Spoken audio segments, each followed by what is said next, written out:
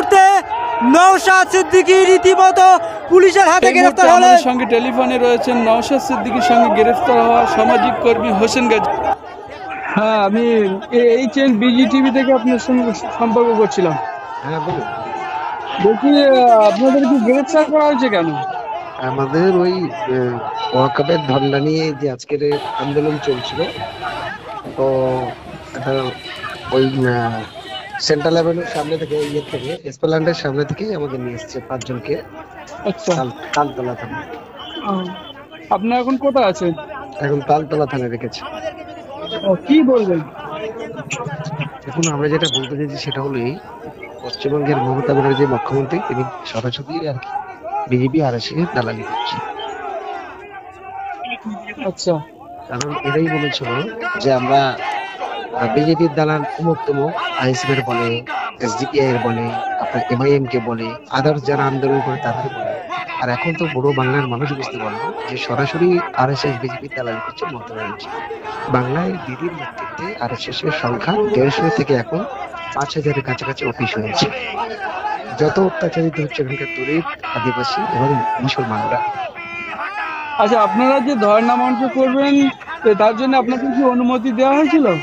হ্যাঁ, অনুমতি তো ছিল। অনুমতি না থাকলে কি প্রোগ্রাম হয় নাকি কলকাতায়? তারপরেও কেন আপনাদেরকে বাধা দিতে? এটা দিদির প্ল্যান যে এটা করলে বাংলার মানুষ জানতে পারবে, তাই বাংলার মানুষকে যাতে আন্দোলন গড়ে না উঠতে পারে তার জন্য এটা করেছে।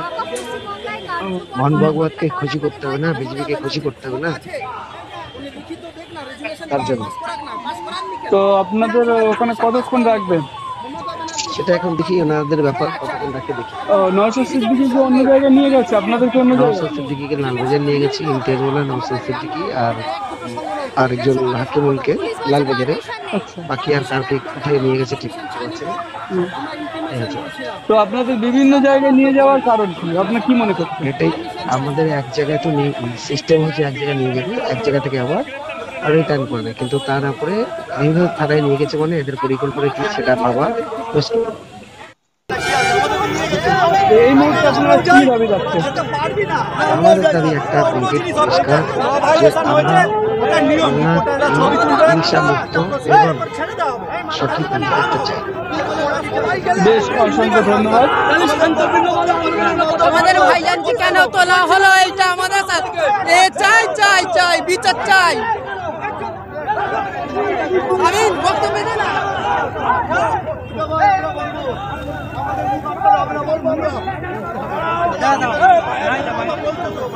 আমাদের আইএসএফ ভাইদের কেন তোলা হলো, এর বিচার চাই চাই। মাইদা কি বলবেন? মাইদা মাইদা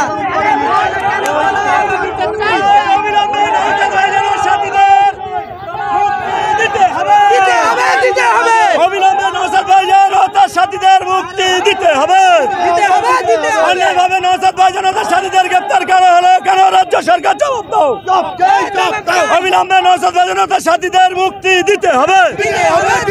অন্যায়ভাবে নওশাদ ভাইজান ও সাথীদের কেন গ্রেপ্তার করা হলো, রাজ্য সরকার জবাব দাও। রাজ্য সরকার মুখ্যমন্ত্রী হাই হাই।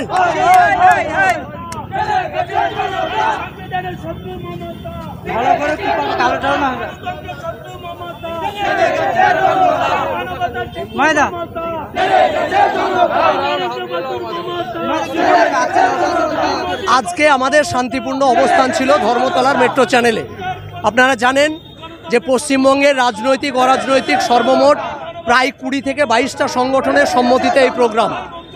আর পরবর্তী অংশটুকু আপনারা চ্যানেলে দেখালেন যে কিভাবে মমতার দলদাস প্রশাসন নির্মমভাবে একজন রাজ্যের বিরোধী বিধায়ককে, সাধারণ মানুষ নয়, একজন লেজিসলেটিভ অ্যাসেম্বলি, একজন এমএলএ, তাকে কিভাবে জামার কলার ধরে গাড়িতে তুলেছে। এটা পশ্চিমবঙ্গের গণতন্ত্রের নগ্ন দশার চিত্র। এই রাজ্যের সাংবিধানিক অধিকার আদায়ের জন্য আন্দোলন করা যায় না। এখানে শুভেন্দু অধিকারী আন্দোলন করতে পারে, সুকান্ত মজুমদাররা আন্দোলন করতে পারে, সেলিম বাবুর আন্দোলন করতে পারে, কিন্তু আইএসএফ, নওশাদ সিদ্দিকী, কামরুজ্জামানরা আন্দোলন করতে পারে না। কারণ মমতা বন্দ্যোপাধ্যায় এদেরকে আতঙ্কের মতো ভয় পায়। তাই আজকে সমস্ত নেতৃত্বদেরকে লালবাজারে অ্যারেস্ট করেছে। আমরা ধর্মতলা থেকে লালবাজারমুখী র্যালি করেছি, আমরা লালবাজার যাব, জেল ভরো আন্দোলন করব। সেটাই তো বলছি যে একজন রাজ্যের বিরোধী, চলুন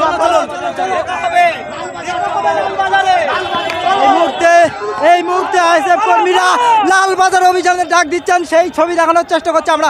একেবারে উত্তপ্ত পরিস্থিতি, কোনো রকমে পুলিশ প্রশাসন সামাল দিতে পারছে না, পুলিশের সাথে ধস্তাধস্তি রীতিমতো আইএসএফ কর্মীদের।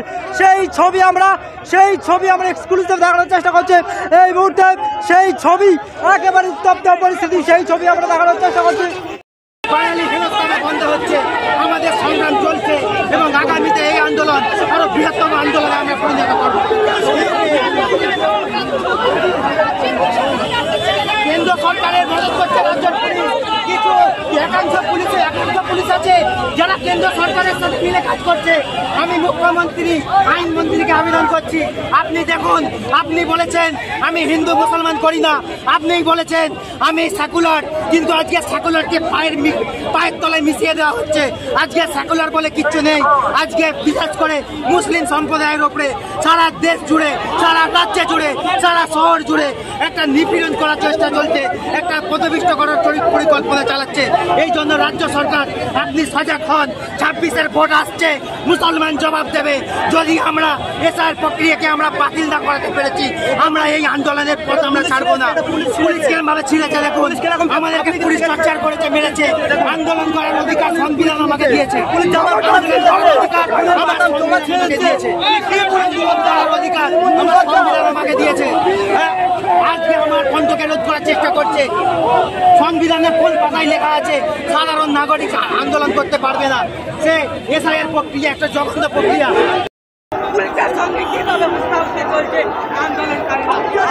এই মুহূর্তে আন্দোলনকারীরা তারা যে গন্তব্যে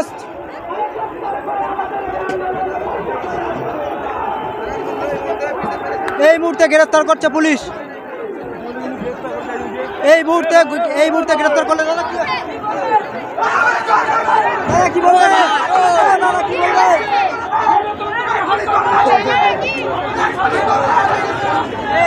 এই মুহূর্তে পুলিশের সাথে ধস্তাধস্তি এবং একাধিক নেতৃত্বদেরকে কিন্তু কর্মীদেরকে গ্রেফতার করছে পুলিশ। কি বলবেন ইমতিয়াজরা?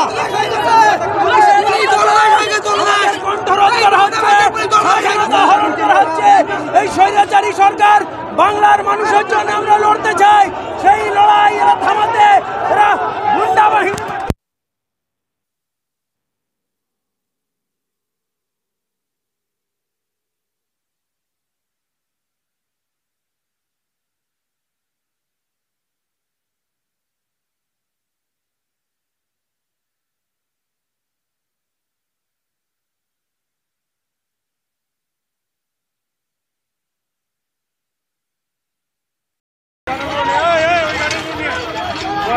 এই মুহূর্তে পুলিশ কিন্তু ব্যারিকেড দিয়ে দিচ্ছে যাতে করে কোনো রকমে আইএসএফ সমর্থক কর্মীরা তানারা রীতিমতো না যেতে পারে, সেই জন্য একেবারে বিশাল ব্যারিকেড দেওয়া হচ্ছে। এবং এখানে আইএসএফ সমর্থক কর্মীরা তারা কিন্তু জমায়েত হচ্ছে। তানাদের দাবি আমরা লালবাজারে যাব, রীতিমতো নওশাদ সিদ্দিকী গ্রেফতার হয়েছে, সেই ছবি দেখানোর চেষ্টা করছি আমরা। পুলিশের সাথে কথাবার্তা বলছে। আমরা যাচ্ছি ওখানে কি আমরা 144 আমরা জুলুস নিয়ে যাই, ইন্ডিভিজুয়াল যাচ্ছে, আমরা তো ইন্ডিভিজুয়াল যাচ্ছি, ইন্ডিভিজুয়ালে যাওয়া যাবে না। আপনাদের সাথে আছেন একটা মানুষ যাতায়াত করছে কিনা বলুন, আমরা তো মানবভাবে যাচ্ছি, তো ওকে বল ডাকুন না আগে 100% আছি আমরা। আমাদের কি বিষয় করবেন না, ওইখানে যাওয়াটা ঠিক নয় ভাই। আপনারা অবশ্যই ছেড়ে দেওয়া হবে, ওটা অবশ্যই।